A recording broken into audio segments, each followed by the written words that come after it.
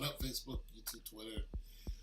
Focus people, let's stay focused. I'm going to talk about a young man in the black community that everybody knows who is referred to as Umar Johnson, which is not his real name, and he's a clinical psychologist of some sort, a school psychologist is what he's touted to be.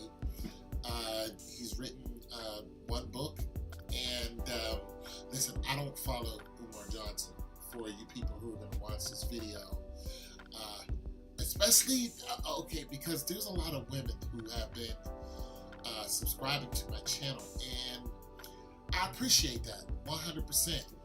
And I'm going to go out on a limb and say the majority of you are probably African American women, and that's cool. Yeah, and because I like to hear your perspective.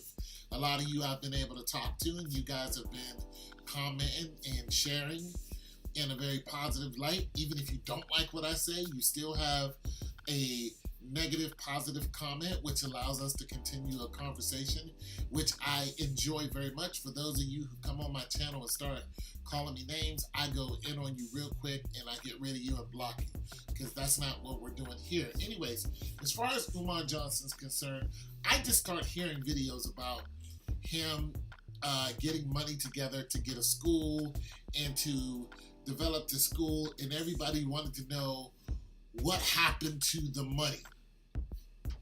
Now, the reason why I'm making this video is not particularly because of Umar Johnson. It's particularly because of the style of the finesse that has happened in the black community with people who have these titles and who are put in front of everybody, and who we look up to and who we try to get knowledge from, and who's out there putting this knowledge out there, and or who we look to as a black leader in the community. Somebody who's speaking up on a lot of facts, somebody who's on CNN all of a sudden, and we're trying to get some answers because the black community is falling apart.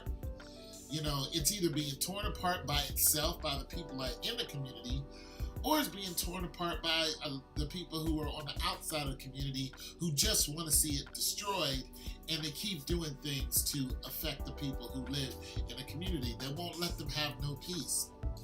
So Umar is one of those people, but in every town, in every city, there's an Umar Johnson. There's somebody out there who's spitting facts, spitting knowledge, and we're like, yeah, brother, spit that knowledge. And, being that they're human, they're fallible, something can happen. But nonetheless, we want to give our allegiance. We want to give our finances. We want to give our ear. We want to give our attention. You know what I'm saying? We want to come see you. We'll pay to, come and sit down and listen to this knowledge, because that knowledge spreads throughout the community and it helps heal. So this is something that black people are hungry for. So it's easy for the black community to be manipulated by this type of person.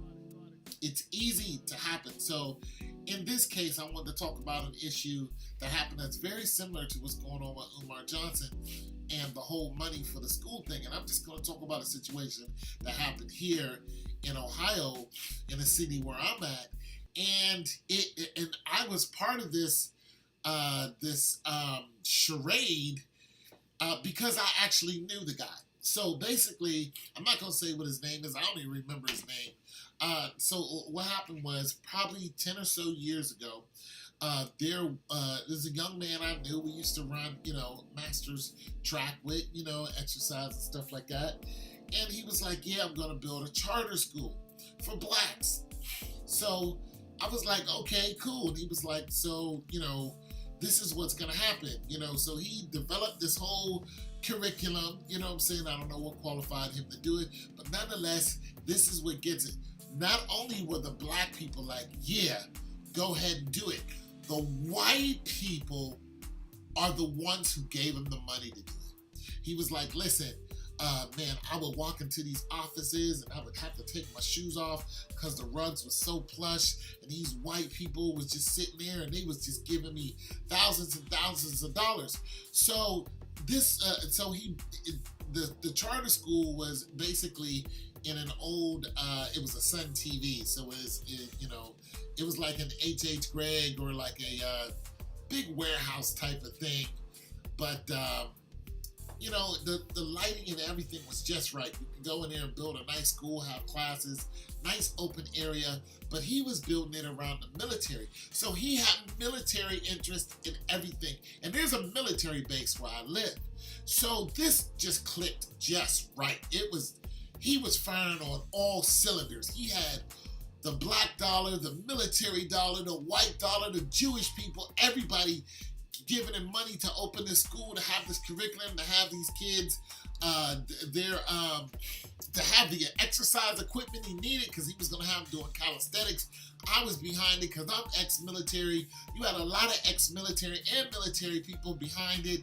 The whole community, white, black, whoever, was coming together behind this whole movement, and it was beautiful. We was like, yeah. But so as I followed it, and I was trying to become a part of it, he was like, you have to fill out an application if you want to be a teacher. And he was talking to me, and I don't have a degree. And that was the first red flag to me. It's like, I don't have a degree. I'm not certified to be a teacher. And I was like, the only thing I could be is maybe a gym teacher or something. But, I could teach kids how to do a proper push-up, So I start wondering, who did he have, who is he looking for as far as applying? Now, this is when the job market was a little lower, so there were a lot of people who were applying who had doctorate degrees. Like, they were doctors, and I'm not talking about Umar's case. I'm talking about a case like this, but that happened here in the small city I live in. You know what I'm saying? Just to try to tie on to what's going on with him.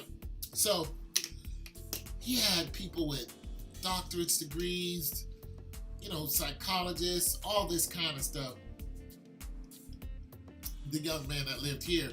And they were, and the thing about it is, what he did was he made them pay to apply. Just to apply.